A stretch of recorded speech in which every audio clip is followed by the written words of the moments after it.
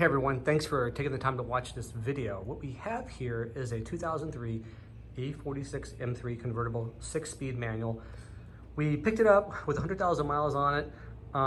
It had basically been neglected, no accidents, nothing like that, but no recorded history of the core maintenance that's really essential for the longevity of this car, such as the rod bearings, the bolts, on the end caps themselves, the oil pump, the Vanos, etc. So we are working on that, and so I do want to share the knowledge that I've learned with you guys. Hopefully this will help you make some informed decisions.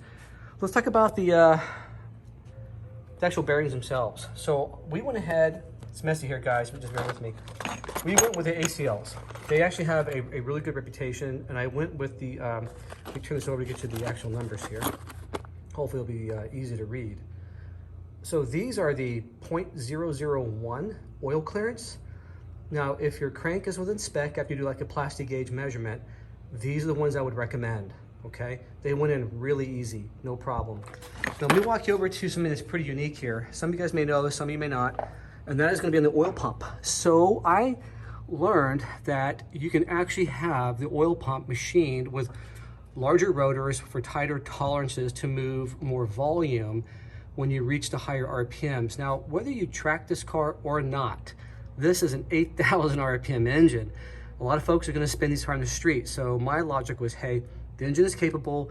Let's go with that. Let's take this Pepsi challenge here, man. Let's work with Anri. He's intelligent, very smart. He knows the platform extremely well. You can find numerous threads from Anri on the NOM 3 forum for the naturally aspirated M3. Great guy to work with. He's out of the South LA area. So we had him take our stock pump. He took it to his machinist. Like I said, they did the work internally, put on different size rotors. The tolerances are definitely tighter, and so we're excited about that. So in addition to the ACL rod bearings and the oil pump, I also went and put in new factory OEM rod bearing bolts right here. Here's why. A lot of people will go out there and they'll use an ARP. Listen, I'm a fan of ARP, but because this engine has been on 100,000 miles, the geometry of the actual rods and the end caps have been formed under the original, the rod bolts.